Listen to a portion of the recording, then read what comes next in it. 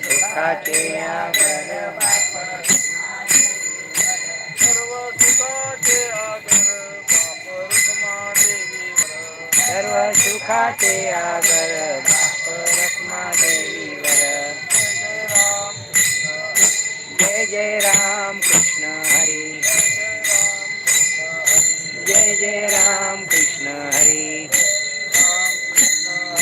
जय जय जय राम कृष्ण हरी जय राम कृष्ण हरी जय जय राम कृष्ण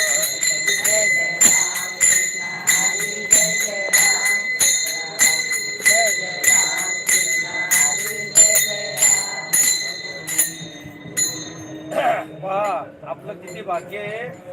आपण पायी दिंडी सोहळा हा आपला श्री क्षेत्र गोत्री ते पंढरपूर तालुका चिखली जिल्हा बुलढाणा याची परंपरा जवळपास 75-76 वर्ष झाले ही परंपरा चालू आहे.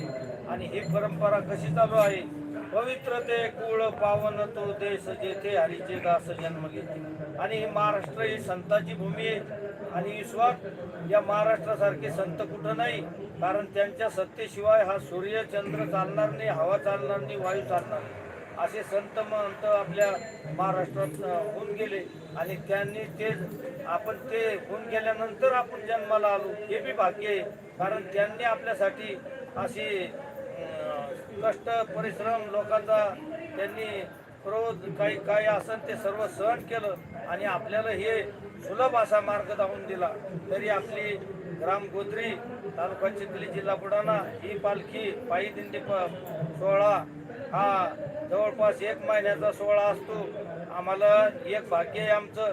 आम्हाला कोणाच्या माऊलीच्या दिंडीत जाता येत नाही, तुकाराम महाराजांच्या दिंडीत जाता येत नाही, गजानन बाबा दिंडी जाता येत नाही. कारण आमची ही परंपरा चालू आहे. नित्य नेमन आम्ही ते प्राणी दुर्लभ लक्ष्मी वल्लभ तयार. मग ही परंपरा आपलं एक भावभक्ती झाली पाहिजे. म्हणून ही आमची वाटचाल चालू आहे.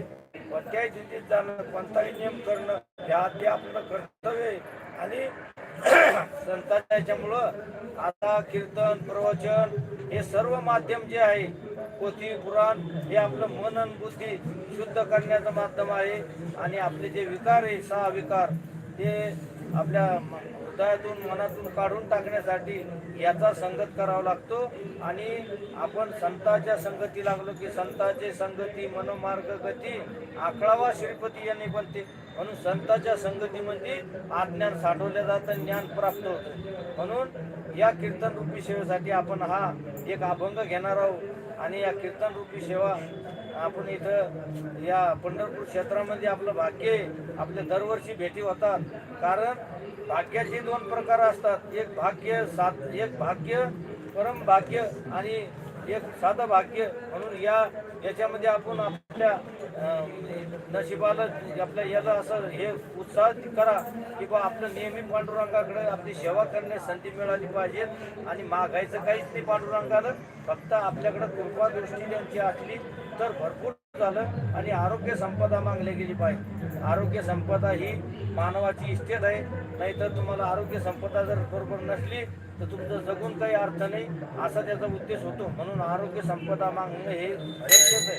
हरी हरी राम हरी राम कृष्ण हरी राम कृष्ण हरी जय जय राम कृष्ण हरी. आपुलिया हिता जो असे जागता आपली आईच जो असे जागता आपुलिया हिता जो असे जागता आपली आईच जो असे जागता धन्य माता पिता तयाचिया धन्य माता पिता तयाचिया धन्य माता पुत्र होती ते कन्या पुत्र होती ते सात्विक दयाचा हरिक वाटे